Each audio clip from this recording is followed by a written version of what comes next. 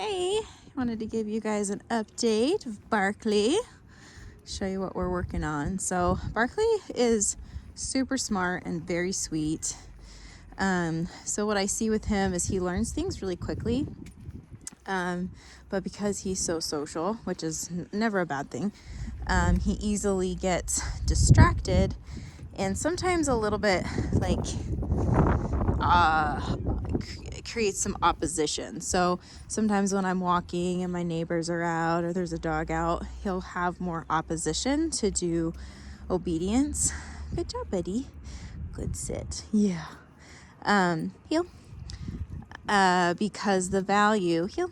Good job, buddy, has shifted. So I'm not using treats the last few days, just using leash and e-collar. And I've played around with some leash stuff. Like, I totally see what you mean with the slip lead where he just kind of fights against it. The flat collar I felt like was better because he wasn't feeling as much tension. But the problem that I had with just a flat collar is it wouldn't communicate. Barkley, heel.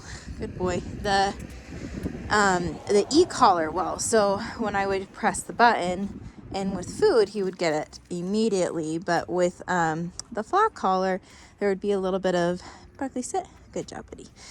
Hesitation, and sometimes like he'd go to scratch at the collar to kind of get it off. And so that kind of tells me there's not a ton of clarity there. And so with the e-collar, I want it to be crystal clear with them.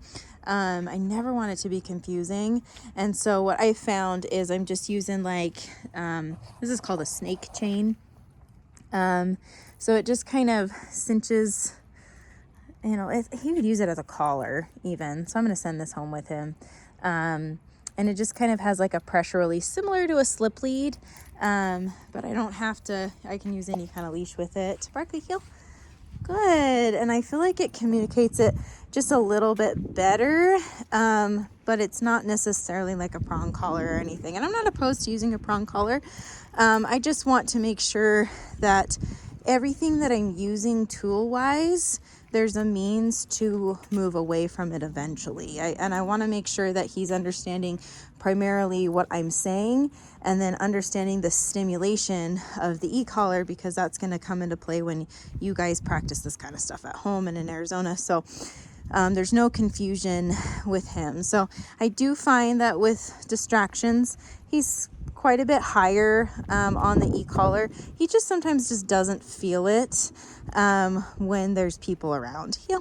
So he could be like a 10 with nothing going on and about a 20 with there's people around. So especially like kids and stuff.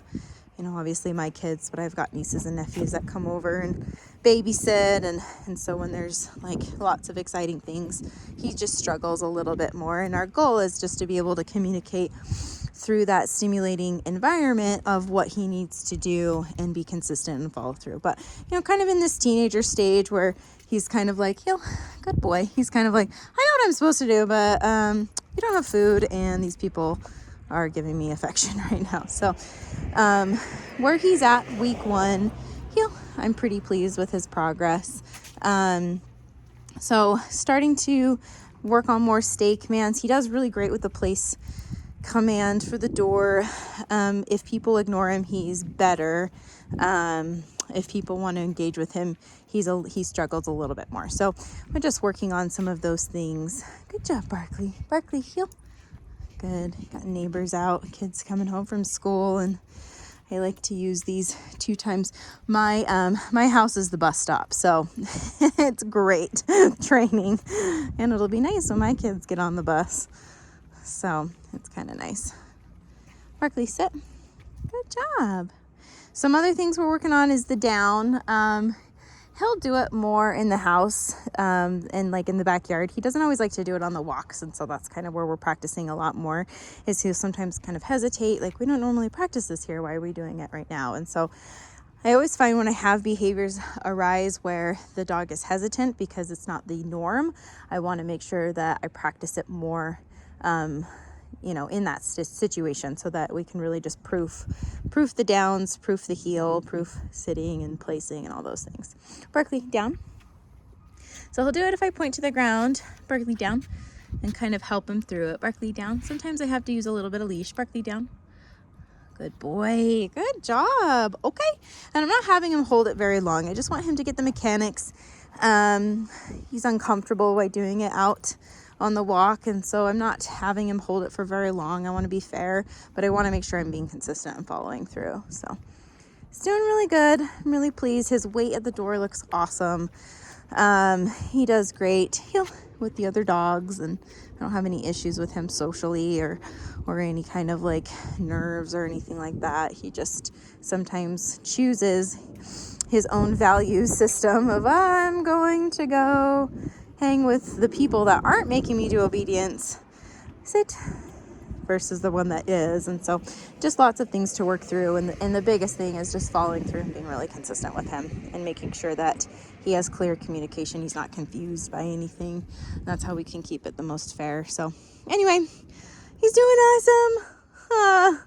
He's like, this is the third training session a day. I'm a little bit too pooped. So he's just like the sweetest puppy dog. But anyway, his incision looks great, all healed up, staples out. He still has occasionally soft stool. So I don't know, if you're not opposed to it, I maybe try to add like a little bit of yogurt, probiotic or something like that to his food. If you're not opposed to that, kind of see where he's at on it. Just trying to make sure that he stays pretty solid. It's not like diarrhea or anything. It's just a little soft. So, yeah, there's also a lot of new things here, so that could be contributing to it. So anyway, let me know on that, but we'll talk to you soon. Hopefully you guys are having fun.